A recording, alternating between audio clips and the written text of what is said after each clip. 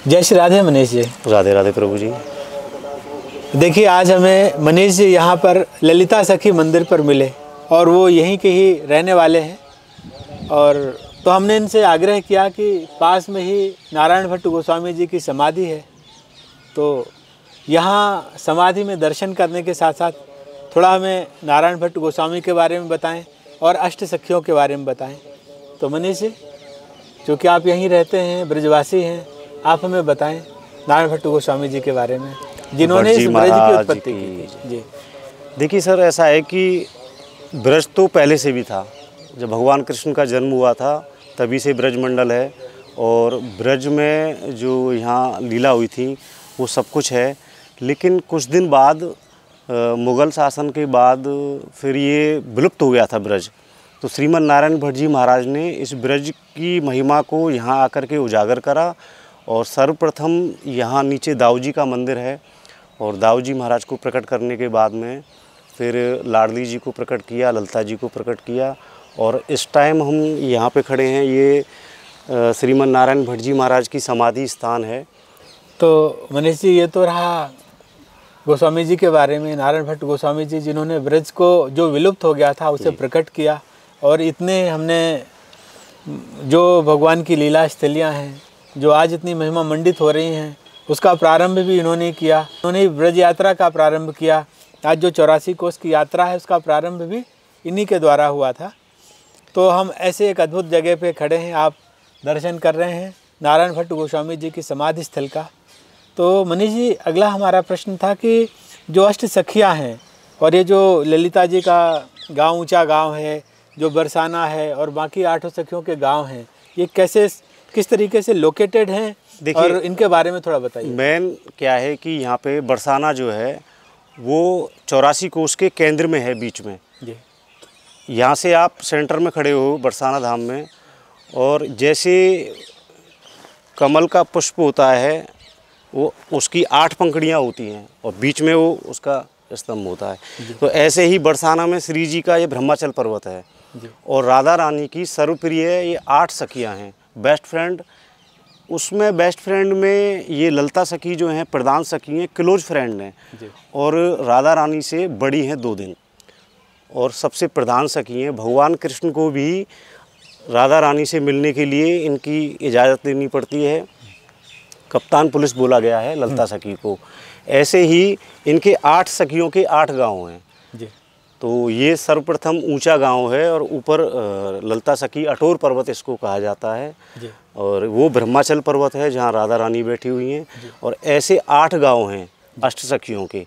ये चारों तरफ सेंटर में हैं, बीच में सेंटर में राधा रानी बैठी हुई हैं, और 8 सखी हैं ऐसे करके। मतलब एक कमल की जैसे पंखुड़ियाँ होती हैं, तो सेंटर में राधा रानी का हो गया, और फिर एक एक पंखुड़ी की तरीके से एक 8 गांव हैं, और उनका बर्थ प्लेस है, वहीं उनका जन्म हुआ है, वहीं उनकी लीला हुई है।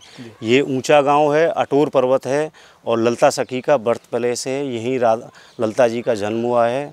और यहीं से भगवान कृष्ण इजाज़त लेते थे कि मेरे को राधा रानी से दर्शन करने हैं, मिलना है।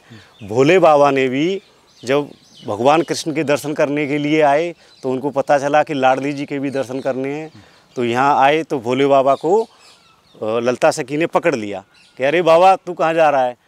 तो बोले कि मैं राधा रानी के दर्शन के लिए। कि नहीं, आपके पुरुषत्व को मैं ख़त्म करूँगी। कहते हैं कि ब्रजभूमि मनमोहनी जो 84 कोस, और श्रद्धा सहित जो पग धरे तो ले पाप सब खोस। खोस मीन्स जैसे बिल्ली एक कबूतर को झपट्टा मार करके उसको प्राणों को खींच लेती है, ऐसे ही ब्रजभूमि ये ऐसी है कि हमारे अंदर जो द्वेष राग जो भरे हुए हैं, जो घृणा भरी हुई है, उस सब चीज़ को, घृणा को खींच करके प्रेम भर देती है। ये ब्रजभूमि है। तो ऐसे भोले बाबा आए तो भोले बाबा को ललिता सखी ने यहाँ पे पकड़ लिया, और फिर उन्होंने कहा कि हे ललिता सखी, मुझे राधा रानी के दर्शन कराओ। लाला के तो मैंने दर्शन कर लिए हैं। तो वहाँ पर गोपेश्वर महादेव जो बनाए हैं नंदगांव में, तो गोपी का रूप धारण करा है ललिता सखी ने, उनका श्रृंगार करा है, गोपी भाव दिया है। तो आज भी यहाँ ब्रज में हम लोग आते हैं तो गोपी भाव से अगर हम आएंगे और साष्टांग हम ललिता सखी के चरणों में अगर करेंगे प्रार्थना सबसे पहले, तो राधा रानी से सहज हमारी मुलाकात हो जाएगी। क्योंकि भगवान कृष्ण को मिलाने वाली भी ही ललता सखी हैं। और अगर हम भी डायरेक्ट राधा रानी से मिलना चाहेंगे तो इम्पॉसिबल है, पहले बड़े आदमी के पास जाएंगे तो पीए से मिलना पड़ता है। तो भोले बाबा ने गोपी रूप धारण करा है और ललता सखी को अपना गुरु बना करके गुरु बनाया है और तब दर्शन करे हैं। बहुत सुंदर। तो बहुत ही सुंदर मनीष जी, आपने बहुत ही अच्छे तरीके से और भावपूर्ण हमें इस स्थान के बारे में बताया, सखियों के बारे में बताया। आपका बहुत धन्यवाद। राधे राधे। तो यहाँ बड़ी अच्छी बात है कि गोपी भाव में अगर हम आएंगे तो सहज हमको भगवान कृष्ण और राधा रानी की कृपा होगी और अपना जीवन का उद्धार कर सकेंगे।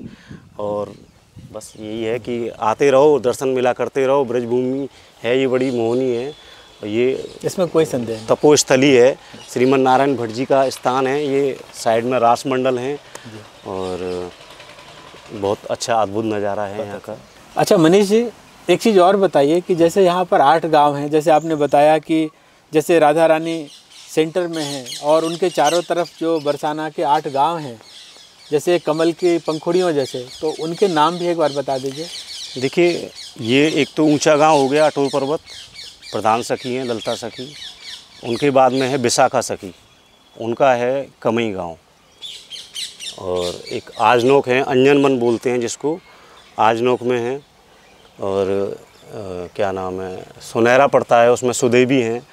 और घेवर वन की परिक्रमा लगाएंगे, उसमें चित्रा सखी का मंदिर आता है जी। और उसको चिकसौली गांव बोलते हैं जी।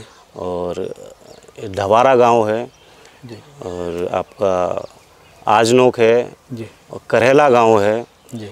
ऐसे करके ये 8 गांव हैं। जी जी। सोनहरा हो गया, ढबारा हो गया, रांकोली हो गया, रांकोली में रंगदेवी हैं। जी। तो इस तरीके से ये अष्ट सखियों के गांव हैं। बहुत सुंदर। अभी हम ऊंचा गांव खड़े हैं ललता सखी के स्थान। बहुत सुंदर। मनीष जी, देखिए इस समय कुंभ मेला चल रहा है और इलाहाबाद में संगम है, जहाँ 3 नदियाँ गंगा जमुना सरस्वती मिली। पर कहते हैं कि जब नारायण भट्ट गोस्वामी यहाँ थे तो उन्होंने इस त्रिवेणी को यहीं प्रकट कर दिया था और पास में ही वो त्रिवेणी के दर्शन भी हैं। तो थोड़ा त्रिवेणी के बारे में बताइए। देखिए, यहाँ जब श्रीमन नारायण भट्ट जी आए तो 33 करोड़ देवी देवता ये चाहते हैं कि हमें ब्रज का वास हो। सभी लोग चाहते हैं, इंद्र आदि सब लोग चाहते हैं कि हमें ब्रज का वास हो। तो जब राधा कृष्ण का यहाँ ये गोलोक धाम बोला जाता है, तो राधा कृष्ण को जब यहाँ जो उनकी क्रीड़ा स्थली है ये, तो श्रीमन नारायण भट्ट जी ने गंगा जमुना सरस्वती तीनों को यहाँ प्रकट किया और यहीं से बहती थी वो। तो फिलहाल में यहाँ त्रिवेणी कूप के दर्शन होंगे, एक ही कुएं में। और त्रिवेणी कूप है, गंगा जमुना सरस्वती का मिश्रण है उसमें और बड़ा ही सुंदर मीठा जल है उसका। ये श्रीमन नारायण भट्ट जी की देन है कि दुनिया में कहीं घूमने की आवश्यकता नहीं है। मानो तो गंगा माँ हूँ, नहीं तो बहता पानी। तो त्रिवेणी कूप यहाँ पर स्थापित है और पीछे दर्शन करा देते हैं आपको। बहुत सुंदर। ठीक है मनीष जी, चलिए फिर त्रिवेणी कूप के दर्शन करते हैं। जी, आइए। जय जय श्री राधे। जय जय श्री राधे।